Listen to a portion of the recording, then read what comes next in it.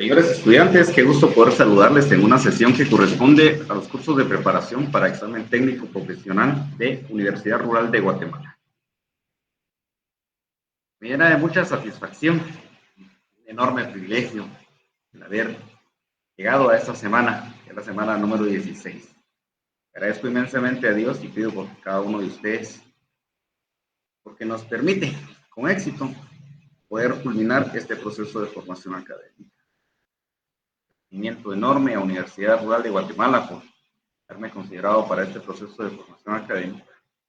Estaré eternamente agradecido. A mis seguidos monitores, Liz Donald y ingeniera Alejandra, también muchas gracias por el apoyo brindado. Y a usted, distinguido estudiante, distinguido profesional, que nos sintonizó semana a semana, muchas gracias. El curso que vamos a trabajar es el de Derecho Penal y Derecho Procesal Penal. El código es FG 745. Pues sí, solicité que este código no me lo cambiara al momento de realizar la presentación. La semana que vamos a trabajar es la semana número 16. Será la última sesión que trabajaremos en este pensum que nos permitió Universidad Rural compartir. El tema se titula Procedimientos Específicos. Mi nombre es Daniel Antonio Reyes Pelico, soy abogado y notario.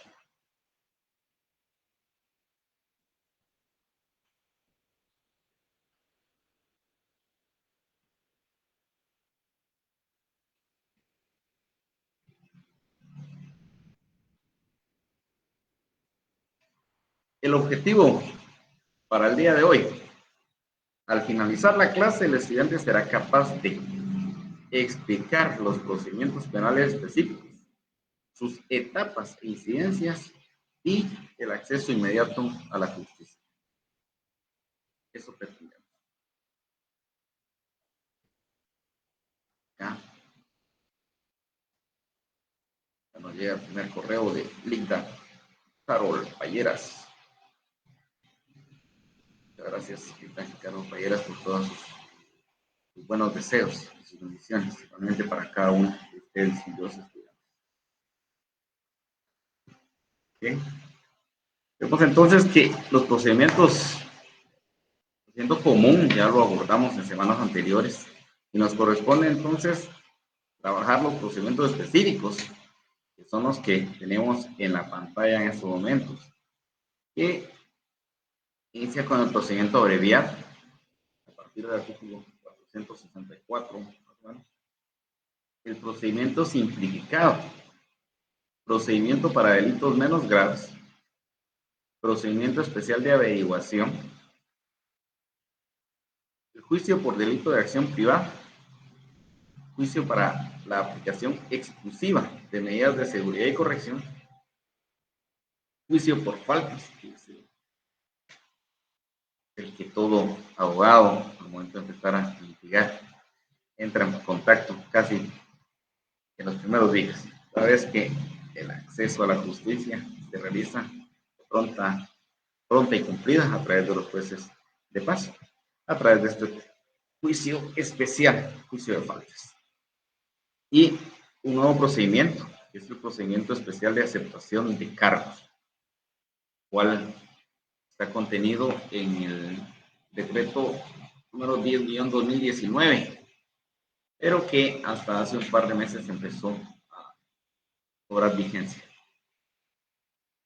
¿Sí? Vamos a hablar acerca de los principios generales del proceso penal guatemalteco. Recordemos que todos estos principios son aplicados a todos los procedimientos específicos o especiales. Estos principios son aplicados tanto al proceso común, todas las incidencias que se podrían suscitar dentro del proceso común, pues en un momento podemos aplicarlos definitivamente a los procedimientos específicos. Vemos que uno de los primeros principios es el principio de equilibrio, el principio de desjudicialización, el principio de concordia, el principio de eficacia, Principio de celeridad, el principio de sencillez, que este principio es fundamental.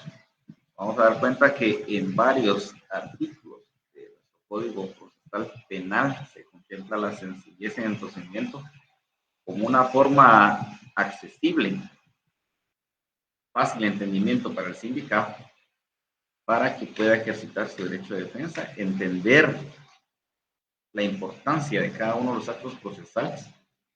Después de esta forma lo hace ver. Ejemplo de ello es lo estipulado en el artículo 81 y 82 del Código Procesal Penal en relación a la declaración del sindicado, que es la primera declaración. También lo vamos a ver en el procedimiento para aceptación de cargos. Y necesariamente debe explicársele al sindicado con palabras sencillas que le permitan fácilmente entender la importancia de este acto que realiza. ¿Sí? El principio de debido proceso, hago también no solo en el Código Procesal Penal, sino también en la Constitución. En la Constitución, consagrado en el artículo 12, y en el Código Procesal Penal, consagrado en el artículo 3 de este cuerpo normativo, al indicar que los tribunales y los sujetos procesales no podrán variar las formas del proceso ni de sus diligencias o incidencias. Necesariamente, entonces, se deben cumplir con todas las etapas, tal y como lo establece la ley.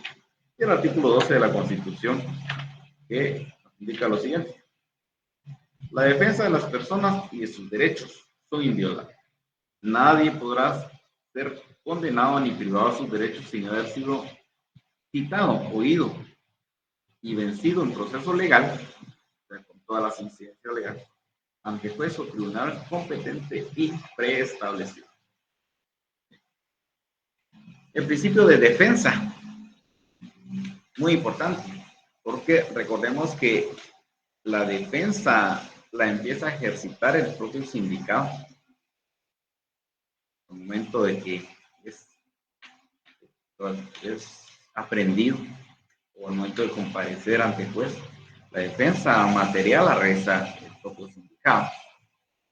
Incluso por eso es que al sindicado, al momento de la declaración, no se le protesta, solo se le amonesta, porque la defensa material la puede ejercitar a través de su declaración. Su declaración no es un medio de prueba, es un medio de defensa. Y por supuesto que nuestro código regula la defensa técnica a partir del artículo 91, ¿verdad? Y nuestro código 92. Nuestro Código Procesal Penal, al indicar que el derecho a elegir defensor. El sindicado tiene derecho a elegir un abogado defensor de su confianza. Si no lo hiciera, el tribunal lo designará de oficio, a más tardar antes de que se produzca su primera declaración sobre el hecho, según la reglamentación para la defensa oficial. Importante. Nadie puede comparecer sin asistencia técnica.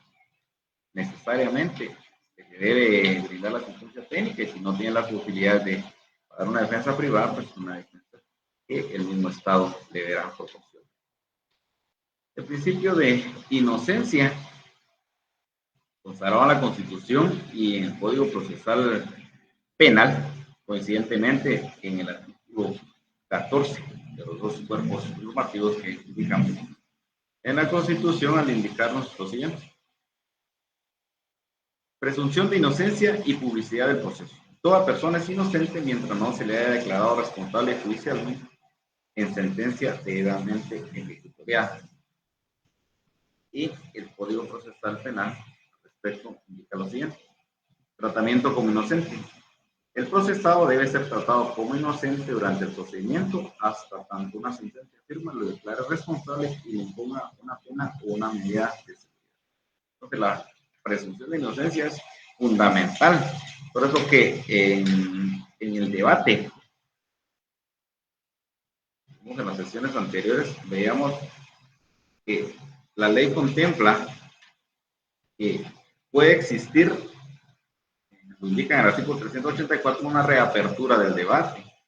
Indica si el tribunal estimare imprescindible durante la deliberación recibir nuevas pruebas o ampliar las incorporadas, podrá disponer a ese fin la reapertura del debate.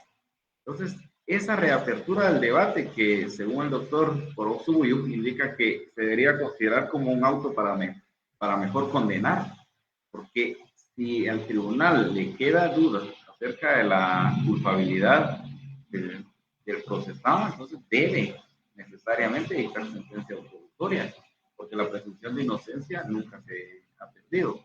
Entonces, viola el derecho de defensa y la presunción de inocencia, esta reapertura del debate. La presunción de inocencia va a perdurar durante todo el diligenciamiento del proceso penal.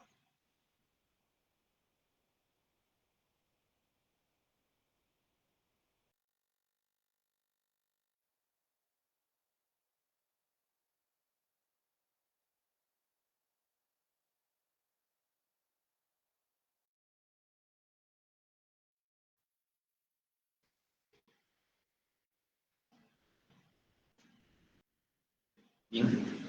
Otro principio que aparece es el principio de favor libertatis. La libertad del sindicado solo debe considerarse como de forma excepcional, solo para asegurar la presencia del sindicado en el juicio. Así lo establece el artículo 259, parte conducente, al indicar que la libertad no debe restringirse sino en los límites absolutamente indispensables para asegurar la presencia del imputado en el proceso. Después de la vida, la libertad es bien jurídico de lado de suma importancia, de dar cuenta que la libertad solo en casos excepcionales se puede restringir. El principio de favor rey vamos a encontrar en varios títulos. Uno de ellos es, por ejemplo, la revisión de la medida de coerción, todo lo que favorezca al síndica o al reo, pues debe apreciarse en favor de él. El principio de readaptación social, que es una de las finalidades del proceso penal, la readaptación social del delincuente, para poder reincorporarlo a una vida social productiva.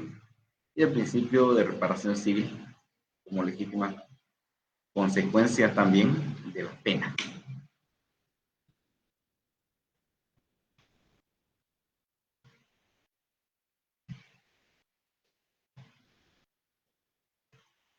Vamos a ver los principios específicos del proceso penal. Estos principios, iniciamos con el principio de legalidad, y uno de los primeros artículos que empezamos a revisar, tanto en el Código Penal como en el Código Procesal Penal y en la doctrina. Toda vez que necesariamente dentro del diligenciamiento del proceso penal debe observarse estrictamente el principio de legalidad de la norma. El principio de oficiosidad, y esto debido a que los órganos jurisdiccionales deben necesariamente, en algunos casos, realizar el ejercicio de sus funciones de forma oficiosa, sin necesidad de ruego ni requerimiento alguno. Toda vez que se ha iniciado el proceso penal, pues este debe seguir su curso normal sin necesidad de ruego. Aunque existen algunos hechos, algunos actos que necesariamente sí van a ser rogados, pero solo en su inicio. El procedimiento, una vez iniciado, pues tendrá que seguirse conforme al derecho por el órgano jurisdiccional que corresponde.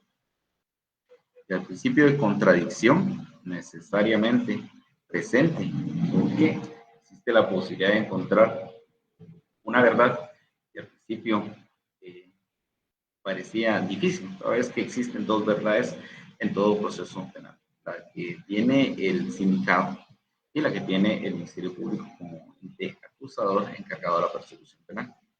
Una de las dos verdades será falsa, pero solo se puede arribar a esa conclusión a través del contradictorio dentro del proceso penal. Principio de oralidad, implementado a través de las reformas 8-2010, si no se mal, y 7-2011, las cuales posibilitaron que las audiencias fuesen de forma oral y a la fecha de esta forma se realizan. En beneficio, por supuesto, del sindicado, porque la oralidad permite una interacción más clara, de forma inmediata, para resolver la situación jurídica del sindicado. Y por supuesto, para utilizar el sistema de gestión por audiencias, que consiste en aglutinar la mayor cantidad de actos procesales en una misma audiencia. Esto solo se puede realizar a través de la oralidad. El principio de concentración, también incorporado a través de las reformas. El principio de inmediación, que esto sí no puede dejarse pasar, toda vez que la legalidad de los actos procesales solo se puede realizar, solo se puede tener la certeza jurídica si el juez está presente e interactúa con las partes. La inmediación, entonces, es esa interacción que tienen las partes directamente con el juzgador, que puede apreciar y llevar el control de la diligencia de las audiencias, aplicando efectivamente el mismo principio de legalidad. El principio de publicidad, que hemos visto, efectivamente, cuando se dicta sentencia, se realiza en el nombre del pueblo de Guatemala, de la República. Se da cuenta que todos esos actos son públicos. Por supuesto que existen las excepciones a esta regla, y la misma norma contempla en qué casos este principio de publicidad puede cesar. Cuando existen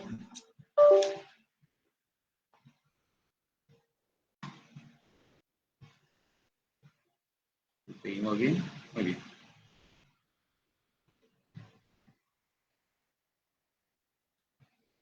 La misma norma establece en qué casos la publicidad puede ser restringida, pero esto de forma muy excepcional. Estos principios los vamos a encontrar a partir del artículo 354. La inmediación, la oralidad, la publicidad y la excepción a esta regla. La excepción a la regla la vamos a encontrar regulado en el artículo 356 al indicar que el debate será público, pero el tribunal podrá resolver aún de oficio que se efectúe total o parcialmente a puertas cerradas, cuando afecte directamente el pudor, la vida o la integridad física de alguna de las partes o de las personas a participar en él, afecte gravemente el orden público, la seguridad del Estado, peligro en secreto oficial, particular, comercial, industrial, cuya revelación indebida sea punible, esté previsto específicamente cuando se examina a un menor, si el tribunal considera conveniente la publicidad porque lo expone a un peligro. Y es inconveniente, entonces, la puerta cerrada. Y el principio de la sana crítica razonada, que es la forma en la cual el juzgador puede arribar a una conclusión después de haberse diligenciado todo el proceso penal y pueda emitir una sentencia. Estos principios de sana crítica razonada entonces será el juicio de valor que le permita al juez emitir su resolución absolviendo o condenando a procesado. Recordemos que esta sana crítica razonada está integrada por varios elementos: lógica, psicología,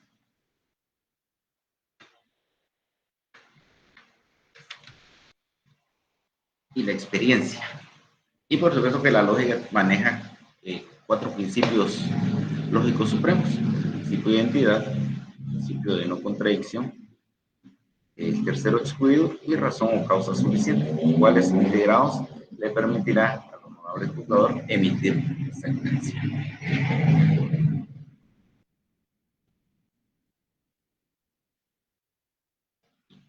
Entonces, todos estos principios van a ser aplicados en algún momento a cualquiera de los procedimientos específicos que nuestra norma contempla.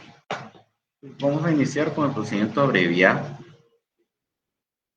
Y el procedimiento abreviado nos indica lo siguiente. Si el Ministerio Público estimare suficiente la imposición de una pena no mayor a 5 años de privación de libertad. Muy importante considerar esto. No necesariamente tiene que ser perseguido un delito que tenga como pena principal prisión de 5 años. No. Que tenga este delito contemplado una pena principal de 8 años, de 6 años. Será el requerimiento del Ministerio Público el que pueda determinar la viabilidad o la procedencia del procedimiento abreviado. Indica, si el Ministerio Público estimare suficiente la imposición de una pena no mayor a 5 años, puede ser que el delito tenga una pena de 6 años, pero si el Ministerio Público solicita que 4 años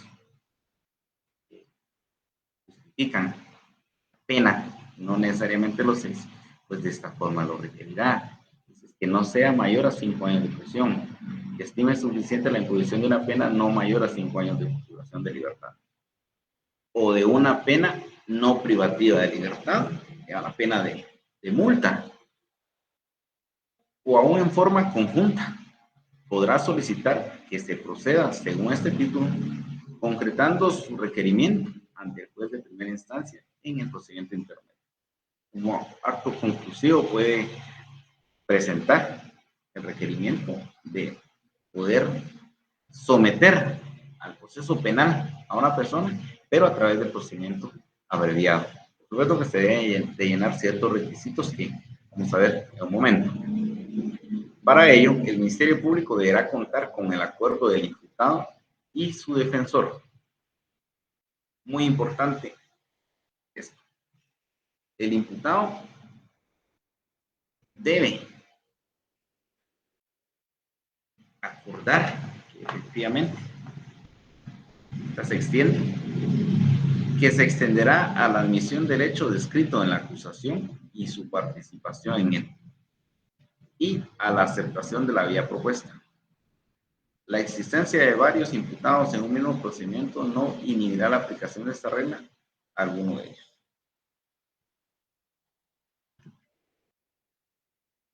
Muy importante, pues, debe aceptar básicamente el hecho, contar con el acuerdo del imputado de su defensor.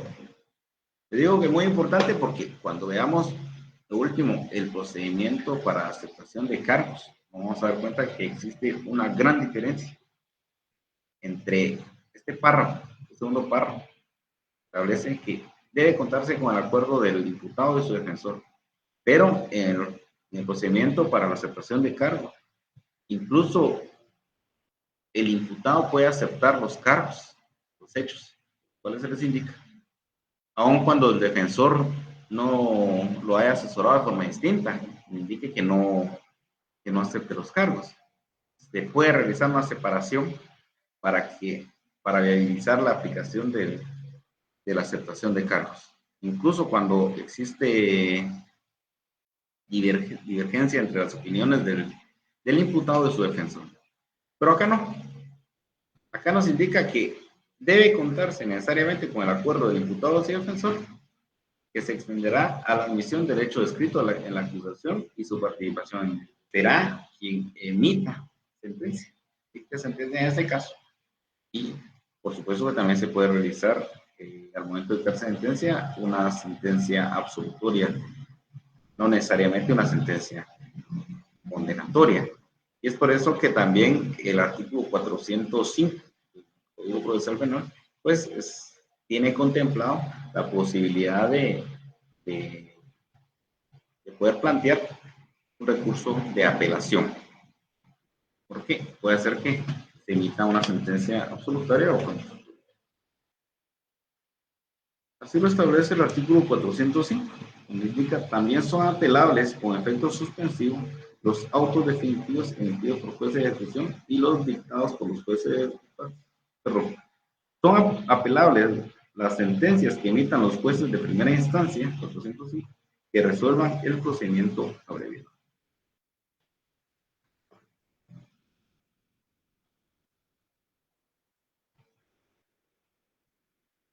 Entonces, con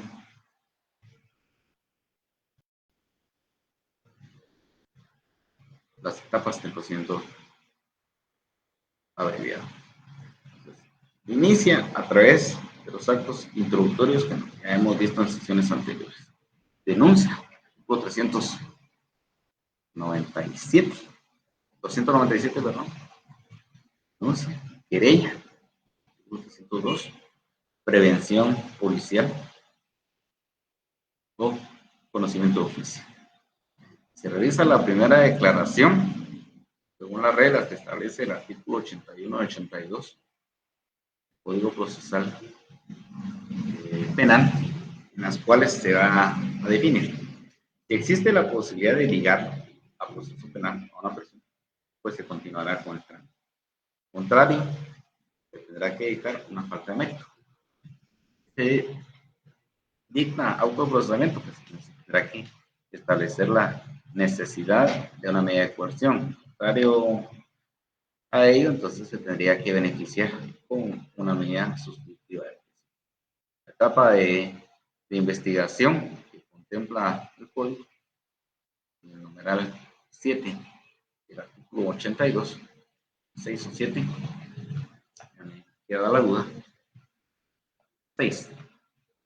Plazo razonable para la investigación y el Ministerio Público tendrá que emitir su conclusión. En este caso, el requerimiento de someter a una persona a proceso penal, pero a través del procedimiento específico, del procedimiento abreviado, contenido en el artículo 464.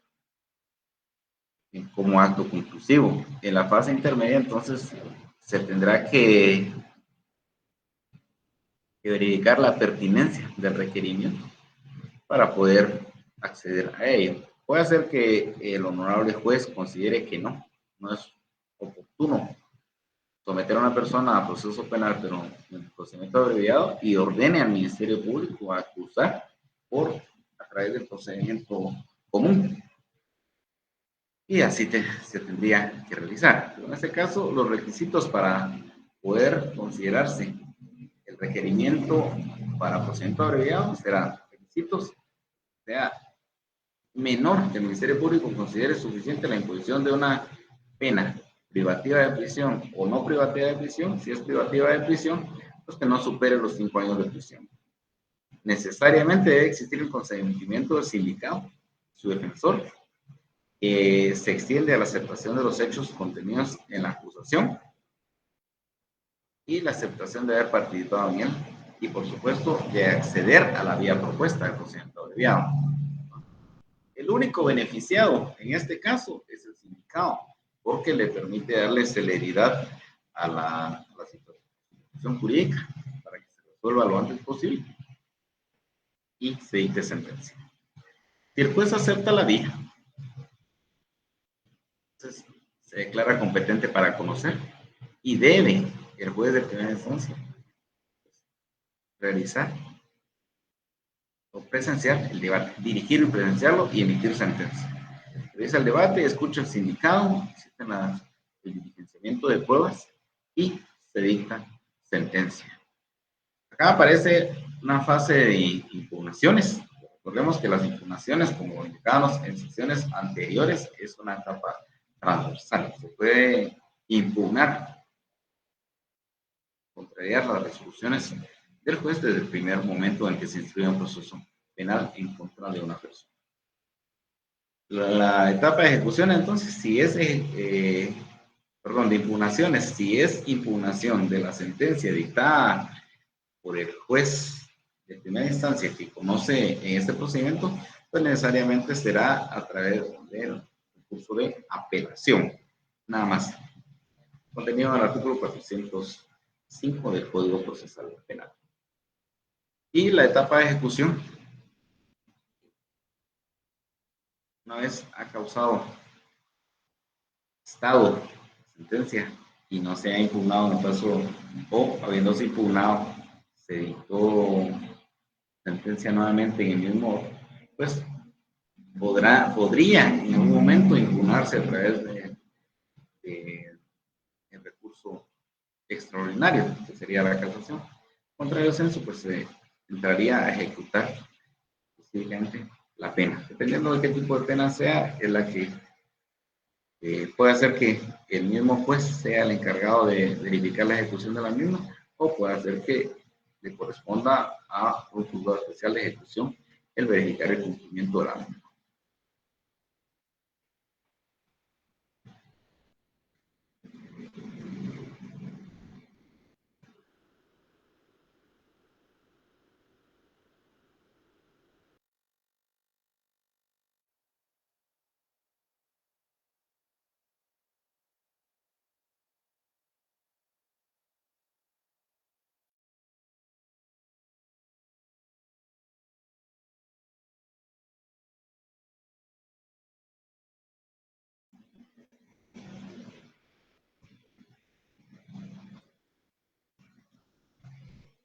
Bien, vamos a continuar. Ahora veamos el procedimiento simplificado.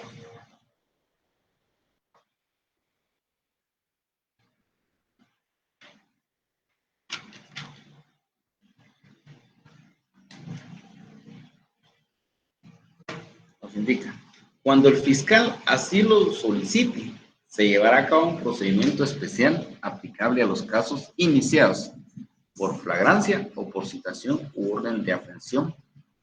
Son tres supuestos: flagrancia, citación u orden de aprehensión, en donde no se requiera investigación posterior o complementaria, rigiendo aparte las normas procesales generales, las específicas siguientes.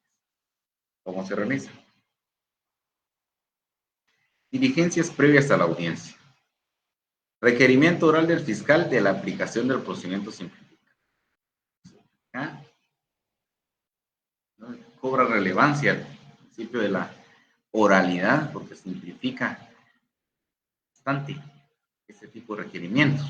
En propia audiencia, el fiscal expone los argumentos necesarios para la aplicación del procedimiento simplificado. B. Imponer al acusado de la imputación de cargos formulada por el fiscal y de los elementos de investigación con que cuenta hasta el momento. C. Tiempo suficiente para preparar la defensa. Comunicación previa a la víctima o agraviado de la decisión fiscal y de la audiencia a realizarse. Son diligencias previas. El conocimiento de los cargos que el fiscal le formula. Diligencias previas a la audiencia, la que vimos, el requerimiento oral del fiscal a la aplicación del procedimiento simplificado, imponer al acusado, informarle de la imputación de los cargos formulados por el fiscal, de la intimación que se realizó y de los elementos de investigación con que cuenta hasta el momento. Tiempo suficiente para preparar la defensa y de comunicación previa a la víctima o agraviado de la decisión fiscal y de la audiencia a realizarse. Ya propiamente en la audiencia, perdón. 1. Identificación previa al imputado, como lo establece el artículo 81. Fiscal, el juez hace saber entonces el motivo y las advertencias preliminares que le realizan acerca de la importancia del acto que se va a realizar. 2. Imputación de cargos por parte del fiscal, argumentando y fundamentando su requerimiento de llevar a juicio al imputado, haciendo referencia del hecho verificable y los órganos de prueba con los que pretende acreditarlos en juicio. 3. Intervención del imputado para que ejerza su defensa material. 4. Intervención de la defensa y el querellante para que argumente y fundamente su pretensión basada en la teoría del caso. 5. Intervención del querellante lesivo, autor civil, víctima o agraviado, para que se manifieste sobre las intervenciones anteriores. Y 6. Decisión inmediata del juez razonada debidamente. Si se declara la apertura a juicio, se procederá conforme a las normas comunes del proceso. Básicamente lo que evitamos acá es establecer un plazo de investigación, un plazo razonable de investigación. Toda la etapa preparatoria se va a obviar y de una vez nos vamos a la etapa intermedia porque el juez debe declarar la apertura a juicio. Y si declara la apertura a juicio, entonces ya se sigue el procedimiento común, trasladando el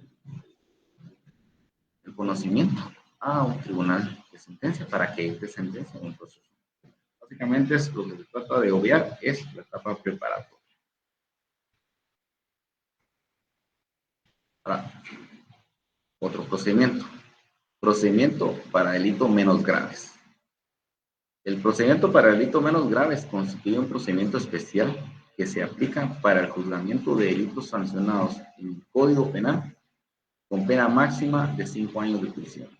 Acá sí nos establece el parámetro hasta dónde puede llegar a conocerse en este caso.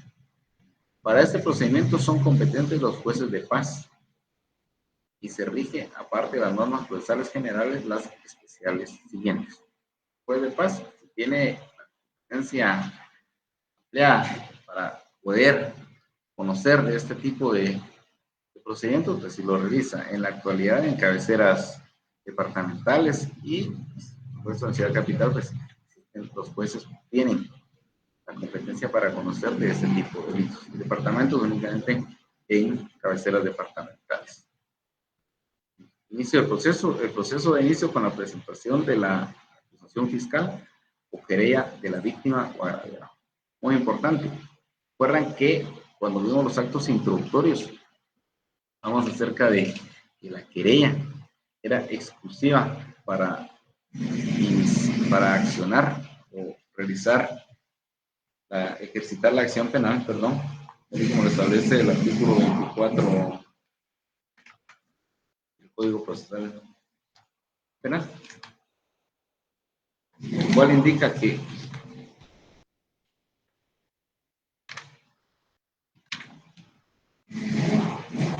la acción penal se va a clasificar y se va a ejercitar de la siguiente forma: acción pública de dependiente de instancia particular o que requiera autorización estatal, y acción privada. Y para ejercitar la acción privada, pues debe realizarse directamente ante el tribunal de sentencia a través de la querella. 302, no estoy mal, aparece los requisitos que deben contener la querella.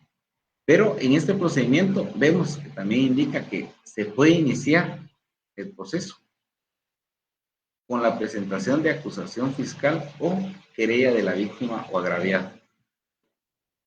Este procedimiento, entonces, a la posibilidad de que la querella ya no sea exclusiva del ejercicio de la acción privada, sino también en este tipo de delitos menos graves. 2. Audiencia de conocimiento de cargos. Esta audiencia debe realizarse dentro de los 10 días de presentada la acusación o querella, convocando al ofendido, acusador, imputado y su abogado defensor, desarrollándose de la siguiente manera. Para delitos menos graves. Debe necesariamente estar el juez aplicando el principio de mediación procesal. Se realizan los actos introductorios, que es la acusación del fiscal o querella del agraviado. De audiencia de conocimiento de cargos y la primera declaración. Se abre a juicio penal o se desestima. Se ofrece prueba, ofrece el Ministerio Público. El juez la acepta o la rechaza. El sindicado también puede ofrecer prueba de cualquier audiencia al Ministerio Público. Se realiza el debate con las reglas del procedimiento común. Se dicta sentencia, la etapa de impugnaciones de forma transversal, como ya lo indicábamos, y la etapa de ejecución para verificar efectivamente el cumplimiento de la pena impuesta.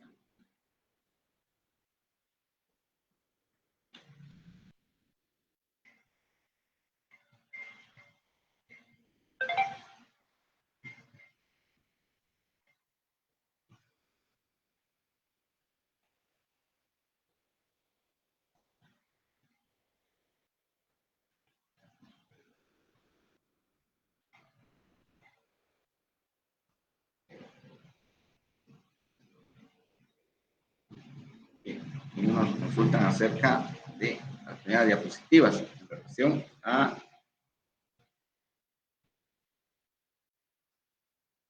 estos procedimientos. ¿Cuántos procesos aparecen entonces en el Código Procesal Penal? Procedimientos específicos. Sabemos cuáles son.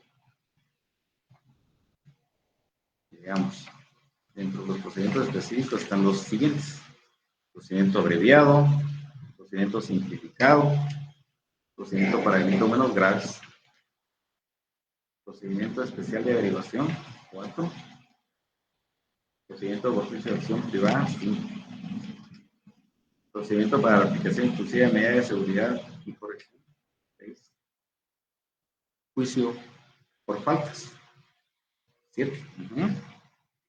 Y ahora también aparece el procedimiento específico para la aceptación de cargos. Esos serían los procedimientos especiales que aparecen. Tenemos tal vez los procedimientos penales, incluyendo, no sé si no escribió bien Ricardo Castillo, pero me favor de volver a enviar el correo porque no entiendo, incluyendo el común. Sí, por supuesto. Ya, el común. Sí, 8 procedimientos, incluyendo el común, 7 específicos y el común 8. Ahora con el procedimiento específico para la aceptación de cargos, sí son 8 específicos y 7, incluyendo el común, serían 9. Así es, Ricardo. Vamos a ver, la última parte dice: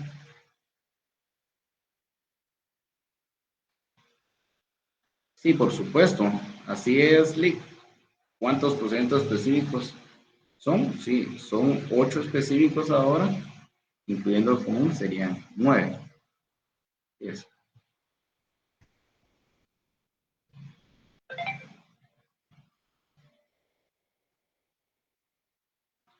A ver.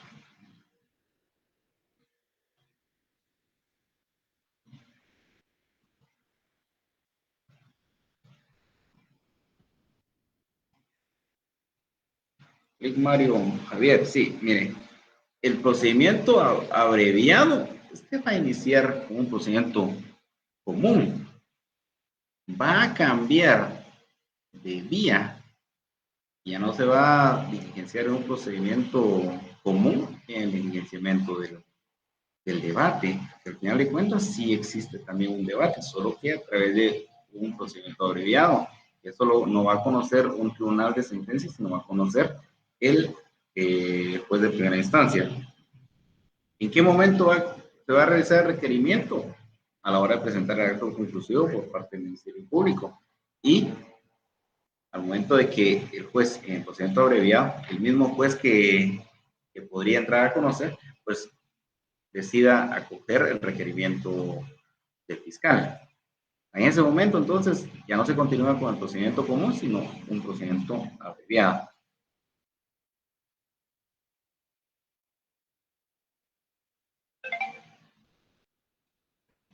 Pregunta: ¿en qué semana son los exámenes finales? La semana pasada compartimos esa información, pero en un momento mi monitor le resuelve esta ligia.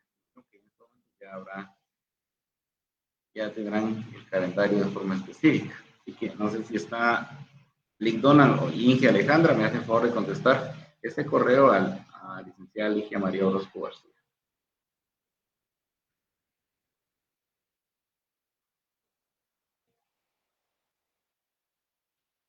Melvin Giovanni, buenas tardes, nos pueden mandar las diapositivas, no se miran. Sí, tiene razón, a mí también me cuesta leer. Nos apoyó con las diapositivas, nos hizo unas diapositivas tipo hormigas. Bien, ahora entramos al procedimiento especial de averiguación. Y acá es donde va a cambiar un poco. ¿Por qué?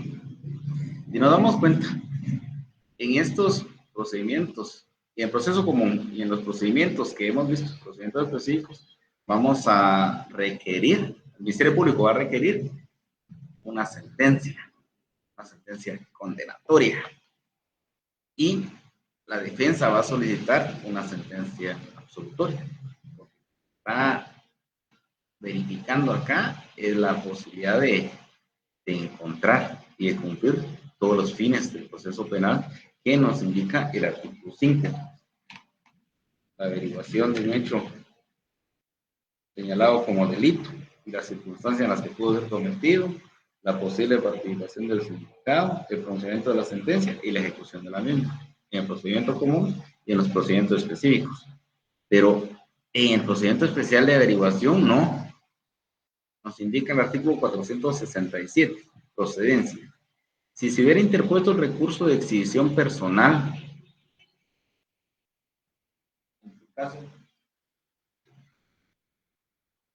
¿en qué caso entonces vamos a solicitar una exhibición personal?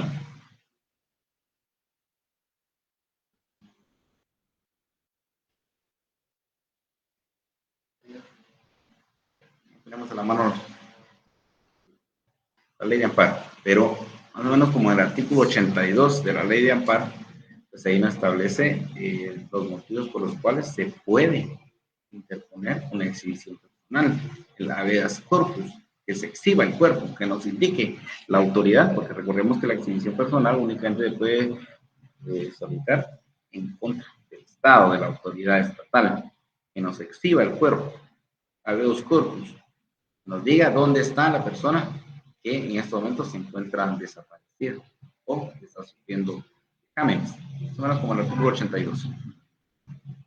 Y se diligencia la exhibición personal y puede hacer que sí aparezca la persona que se había extraviado o puede hacer que no aparezca. Si no aparece, entonces se puede iniciar el procedimiento especial de averiguación. Por eso que nos indica, si se hubiera interpuesto el recurso de exhibición personal, acá no lo establece como un recurso, pero no es un recurso, es un proceso constitucional, una garantía constitucional que se desarrolla a través de un proceso constitucional.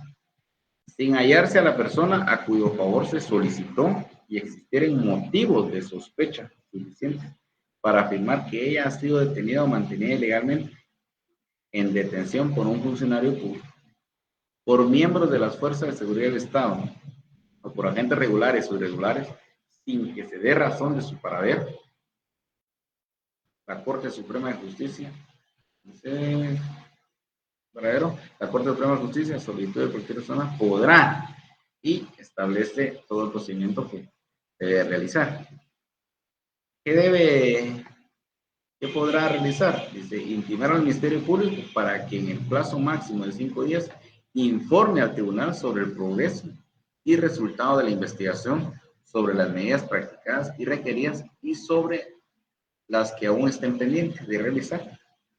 La Corte Suprema de Justicia podrá abreviar el plazo cuando sea necesario. Es urgente que informe, ¿verdad? Ahora, como se supone que el Estado ha sido quien ha privado de su libertad a una persona, el Estado a través de un funcionario, por supuesto.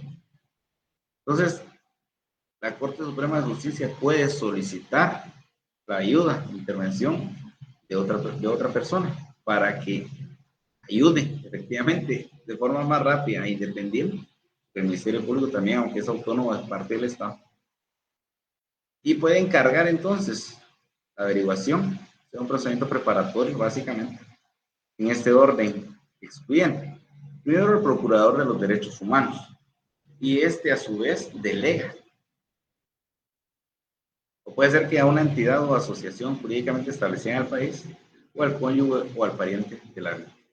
El procedimiento preparatorio, el proceso de averiguación, la realiza no el Ministerio Público, la realiza el Procurador de los Derechos Humanos, porque lo que se pretende es probar que efectivamente el Estado tiene detenido ilegalmente a una persona. Dice, solicitud a la Corte Suprema de Justicia el nombramiento de investigador especial.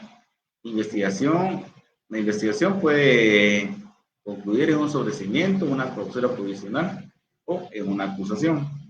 Esto en contra del funcionario, por supuesto, que se supone tiene retenido ilegalmente a una persona. O tú, en su caso. ¿Sí? Entonces se revisa este recuadro verde, lo que nos establece es el acto conclusivo, al cual pues voy a arribar. Se presenta el acto conclusivo, se revisa la etapa intermedia y si se abre a juicio, pues se revisa el juicio o debate. Y las etapas que ya conocemos de impugnaciones y también de ejecución. Vemos el juicio por delito de acción privada. Acá vemos, dice 434, querella.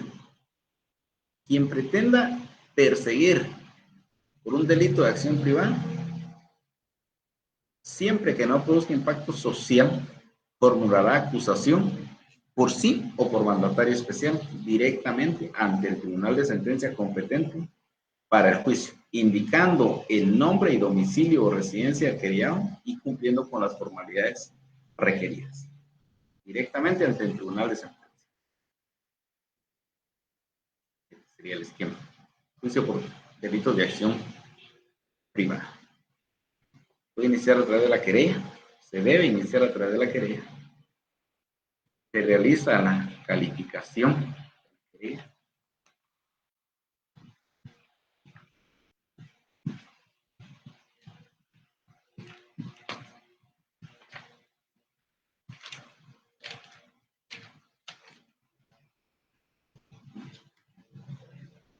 Muy bien, la solicitud o querella competente, ya dijimos que es el tribunal de sentencia.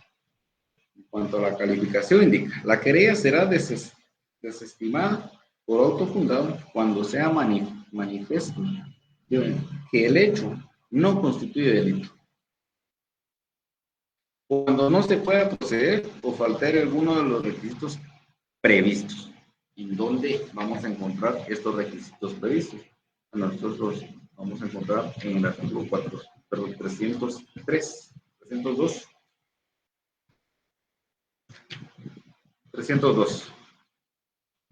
que nos indica el contenido. La querella se presentará por escrito ante el juez que controla la investigación y deberá contener. Y contiene todos los requisitos.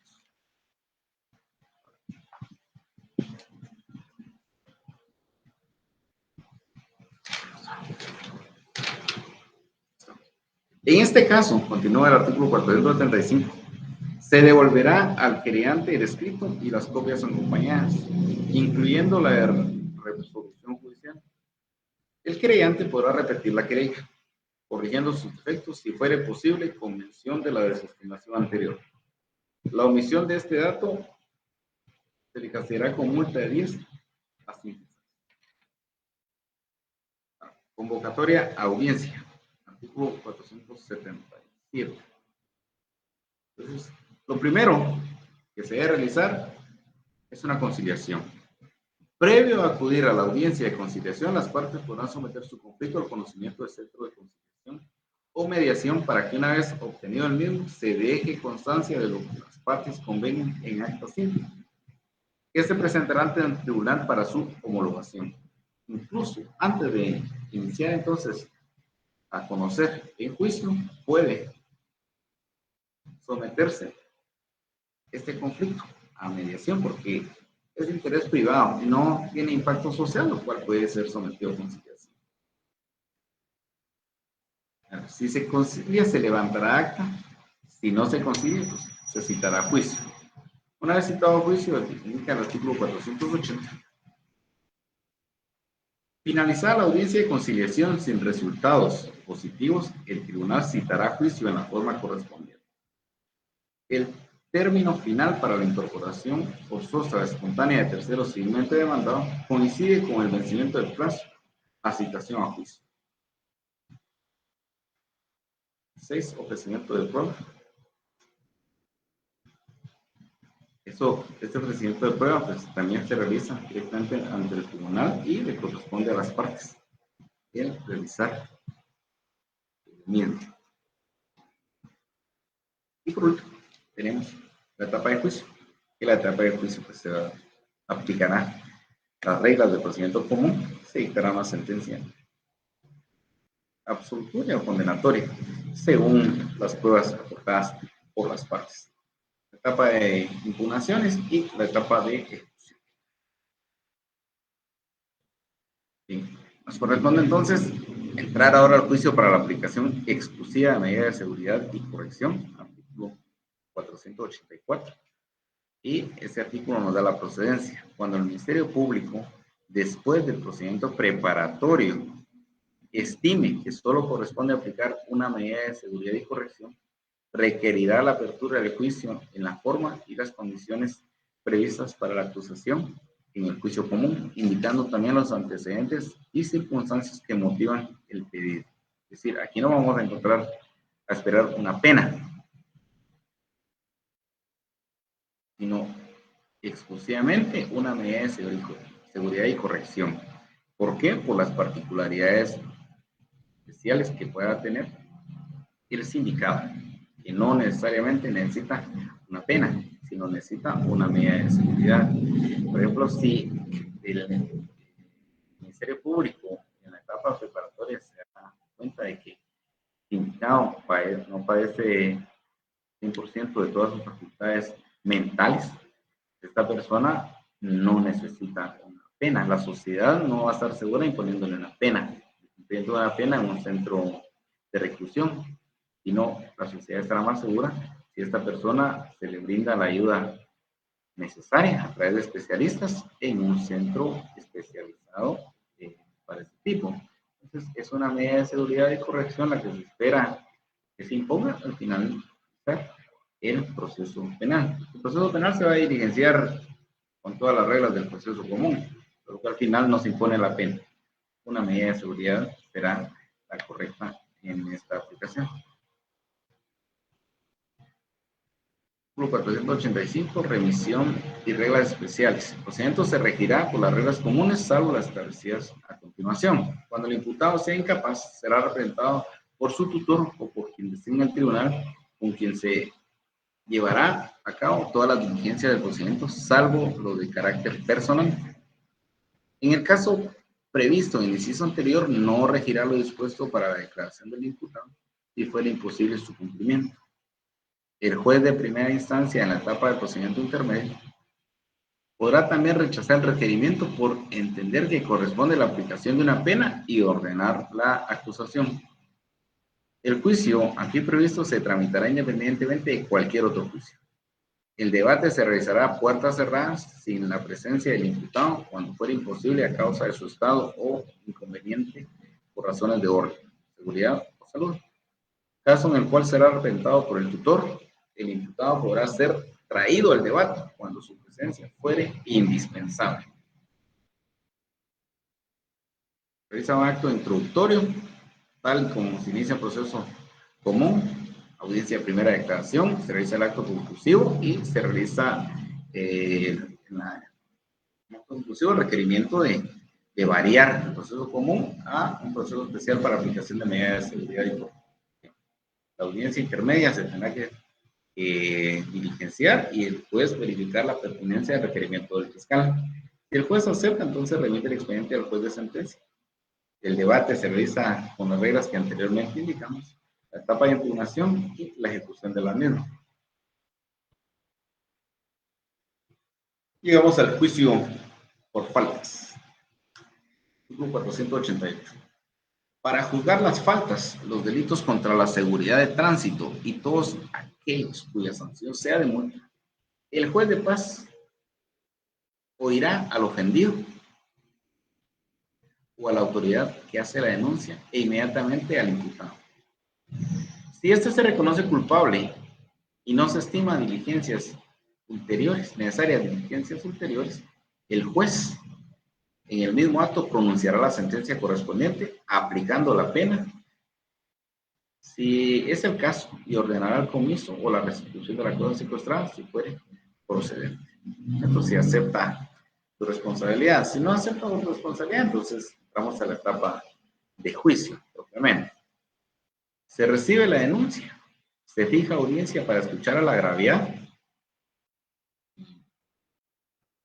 ¿Cuál es la postura que va a asumir? ¿Se acepta el hecho o no? Si no lo acepta, pues entonces se fija audiencia para escuchar al sindicado. se resuelve absolviendo o condenando. Si se niega la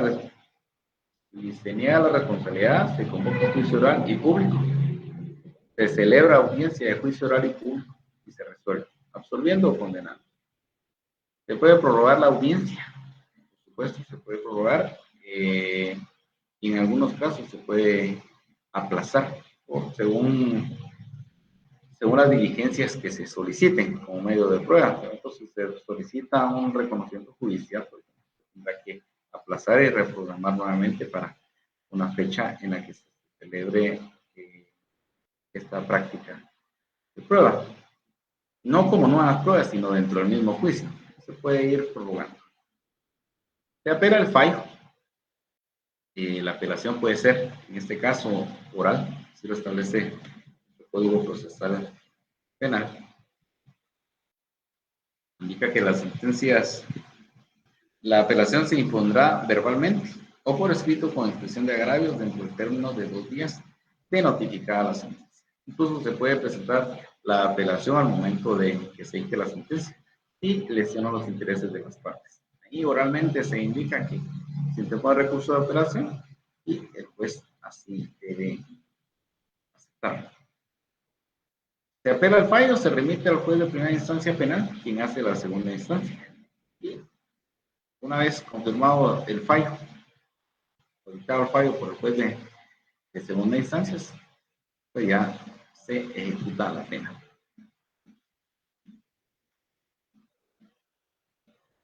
Y entramos a un procedimiento especial de aceptación de cargos. Este es nuevo. El artículo 1 se adiciona al título 6, denominado Procedimiento Especial de Aceptación de Cargos, al libro 4 del Código Procesal Penal. Y se adiciona el artículo 491 bis al 491 cuaterdecis del Código Procesal Penal. Bien, ese procedimiento de aceptación de cargos busca que el sindicado, en lugar de aferrarse con uñas y dientes a estar peleando, demostrando su inocencia, admita los hechos y colabore con la investigación. Eso es lo que pretende este procedimiento. Una persona ligada a proceso penal tiene derecho a aceptar los cargos que el Ministerio Público le formule en la imputación o acusación, hasta antes de iniciar la recepción de prueba, en la audiencia de juicio oral, en tanto haya sido acogido por el juez o tribunal en el auto de procesamiento, en su reforma o en la apertura del juicio. Lo que tenemos que tener claro es que no se van a aceptar los cargos, se van a aceptar los hechos que se formulan en contra del sindicado. Y dependiendo de la etapa en la cual se encuentre el proceso, la etapa en la que él decida, el sindicado decida aceptar los cargos, pues tendrá los beneficios que estas reformas contienen. Dice, implica aceptar los hechos con sus circunstancias de tiempo, modo y lugar. Entonces alguien me podrá decir, pero si es lo mismo que estaba haciendo en el procedimiento abreviado, ¿por qué le dan una denominación distinta? Pero recordemos que hay varias diferencias entre el procedimiento abreviado y el procedimiento especial de aceptación de cargos. En el procedimiento abreviado se dicta una sentencia que puede ser condenatoria o absolutoria. En el procedimiento especial de aceptación de cargos necesariamente debe dictarse una sentencia condenatoria. Aceptar los hechos en el procedimiento especial de aceptación de cargos puede ser una actividad que pueda realizar incluso solo el sindicado sin necesidad de asesoramiento o en contravención a lo que su asesor jurídico y defensor le indique en ese momento. En cambio, en el procedimiento abreviado necesariamente se debe contar con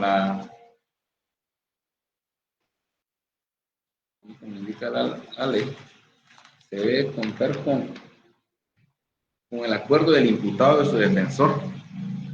Entonces, hay varias diferencias. La aceptación de cargo debe realizarse mediante asesoría del abogado defensor de manera libre, consciente, voluntaria y suficientemente informada, por lo que no será aplicable a las personas a las que se le refiere el artículo 76 del Código Penal, es decir, a los reincidentes.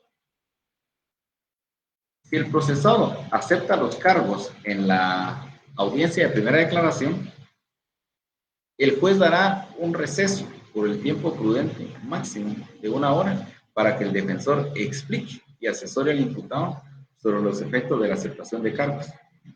Estando consciente y seguro el acusado con su anuencia, inmediatamente se continuará con el procedimiento que establece la ley. Es en la audiencia de primera declaración. Si el procesado decide aceptar los cargos después de la audiencia de primera declaración, solicitará al juez o tribunal audiencia para ese efecto, para lo cual se señalará audiencia entre un plazo que no excede 5 días, en donde se convocará a las partes. A la defensa técnica se le verifica que haya cumplido adecuadamente su deber de asesoría.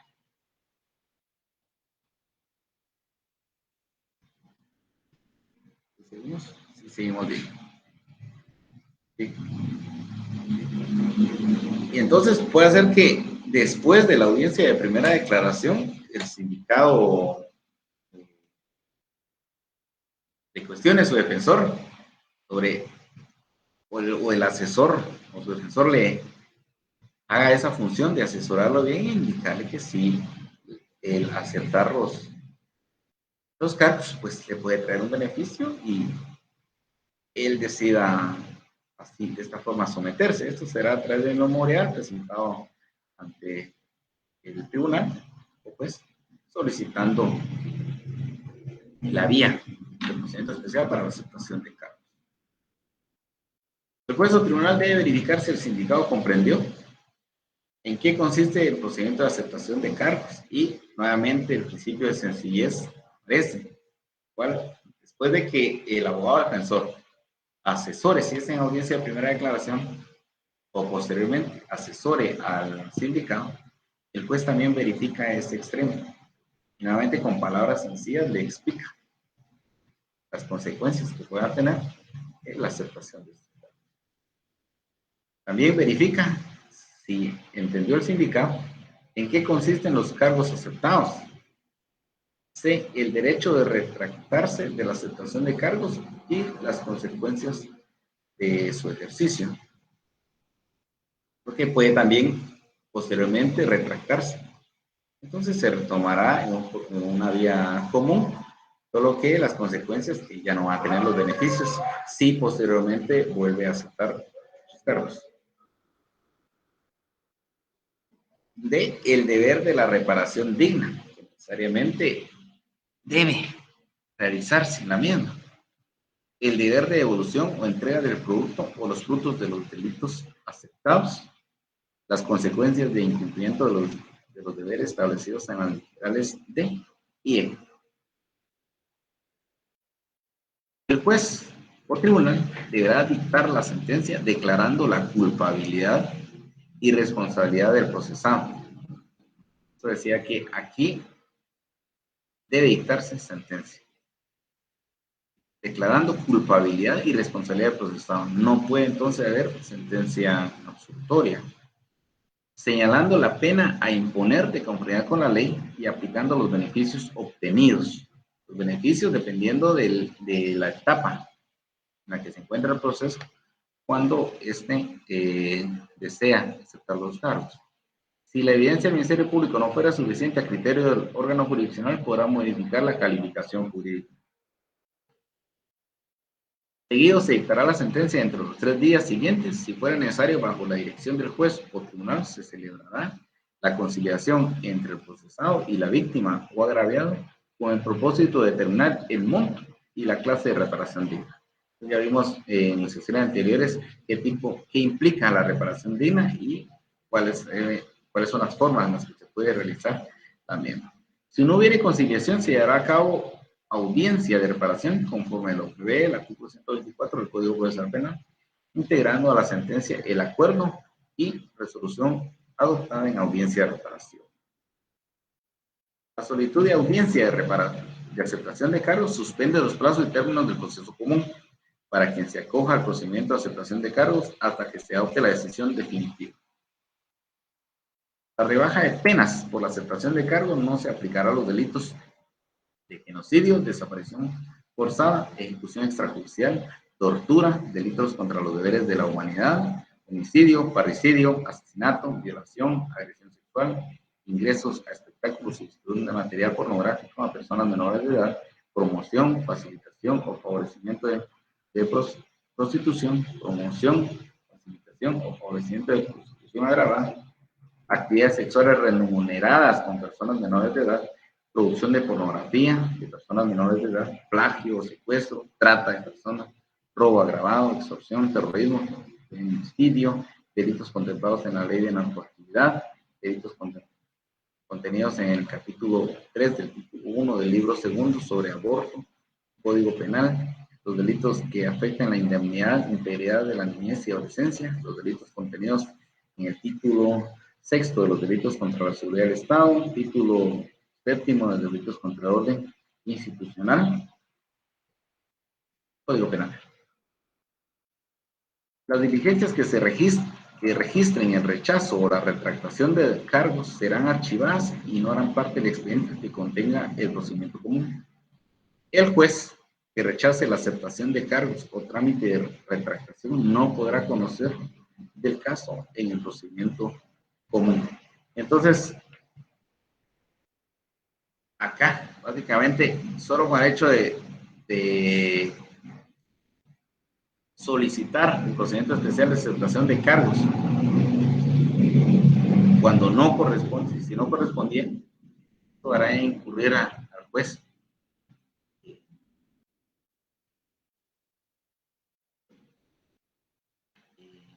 En la situación que no podrás ir conociendo. Entonces, en algunos casos podría mal utilizarse este requerimiento de procedimiento especial de aceptación de cargos para separar a un juez cuando no quisiera que un determinado juez siguiera conociendo, solo con solicitar, porque así lo indica. El juez o tribunal que rechace la aceptación de cargos o trámite de retractación no podrá conocer del caso en el procedimiento común. En este sentido, la aceptación de cargos es un recurso jurídico que pretende agilizar los procesos penales para garantizar el principio de justicia pronta y cumplida, así como descongestionar el sistema judicial y penitenciario. Se basa en las premisas de justicia, averiguación de la verdad, reparación digna y la víctima y garantía de no repetición. No podrá aceptar los cargos las personas que reincidan ni tendrán derecho a la conmutación de la pena impuesta o a rebaja de estas. Tampoco quienes ya hayan sido condenados en sentencia. Los beneficios obtenidos por la aceptación de cargos se otorgarán sin perjuicio de los beneficios establecidos en la ley del régimen penitenciario, Código Penal y Código Procesal Penal, cuando las penas finales impuestas en los procedimientos de aceptación de cargos sean hasta 5 años serán conmutados. Entonces podemos solicitar incluso prevención de la pena, libertad anticipada, libertad por buena conducta, perdón judicial, todos los beneficios que puedan contemplarse, incluyen, sin importar si han sido beneficiados con el procedimiento especial de aceptación de cargos. Los beneficios de la aceptación de cargos, entonces los momentos claves para poder aceptar y poder ser beneficiados con estos, con los mismos. Si el procesado acepta los cargos durante la audiencia de primera declaración o hasta antes de que se dicte auto de apertura a juicio, tendrá derecho a que las penas impuestas se rebajen a la mitad. Si el procesado acepta los cargos después de dictado el auto de apertura a juicio y hasta antes de iniciarse la audiencia del debate, tendrá derecho a que las penas se rebajen en una tercera parte. Cuando la imputación o acusación contempla, pasamos. Si el procesado acepta los cargos después de iniciar la audiencia del debate hasta antes de la recepción de pruebas, tendrá derecho a que las penas se le rebajen en una quinta parte. Entonces los beneficios serían la mitad de la pena, una tercera parte y una quinta parte. Cuando la imputación o la acusación contemple varios cargos, el imputado o acusado podrá aceptar uno y rechazar otros. Por respecto los cargos aceptados, el juez o tribunal respectivo dará el curso procesal pertinente respecto a los no aceptados. El caso seguirá el procedimiento común. Siempre prevalecerá la decisión del imputado, acá es lo que vemos, o acusado, en caso de discrepancia con su abogado. Entonces, incluso puede aceptar los cargos cuando existe discrepancia con el abogado. El procesado tiene derecho a retractarse de la aceptación de cargos hasta antes de que el juez lo declare responsable. Para el efecto de la aceptación de cargos, antes de la acusación sea formulada, el juez contralor, la imputación hecha por el Ministerio Público en la audiencia de primera declaración, a que tiene auto de procesamiento o en sus reformas, hará las veces de acusación. Por eso que la intimación de los hechos entonces debe estar bien nutrida, porque si se solicita el procedimiento especial de aceptación de cargos, puede constituir esa intimación la acusación. La rebaja de las penas por aceptación de cargo no será ejecutada hasta tanto no se haya hecho la reparación digna y garantía de no repetición. Tampoco podrá hacerse si el procesado no ha devuelto o entregado a la víctima el incremento patrimonial fruto del delito. Por excepción, cuando las condiciones socioeconómicas y familiares del imputado o acusado le impiden cumplir el componente económico de la reparación en un solo acto, el juez fijará una cuota inicial no inferior al 20% ni mayor al 30% del total, estableciendo la forma de pago del resto, y el pago del remanente se asegurará mediante garantías reales o personales y se celebrará con las personas beneficiadas un convenio de pago y constituirá título ejecutivo. Cuando el condenado infrinja las condiciones señaladas en la ley, el Ministerio Público, la víctima o agraviado solicitará al juez que tenga a cargo el expediente de la revocatoria de los beneficios obtenidos por razón de la aceptación de cargos, mediante trámite de los incidentes. Contra las sentencias proferidas sobre la base de la aceptación de cargos, procederá el recurso de apelación. Muy importante, acá me indica que apelación. Entonces debe entenderse que es la apelación que establece el artículo 404. Pero las partes solo tienen facultad para recurrir lo relativo a las garantías procesales, las penas, la libertad, o si el juez o tribunal resuelve contrario a los cargos y su respectiva aceptación. Vamos a la última diapositiva y solo me resta decirles que muchas gracias. Muchas gracias por su paciencia, su tolerancia, su aceptación y por haberme permitido ser parte de este proceso. Todos, adiós, muchas gracias a Universidad Rural de Guatemala, a mis queridos monitores y a todos los estudiantes y profesionales que estuvieron en este pensum. Felicidades en su graduación y ejercicio profesional. Hasta pronto, que estén bien.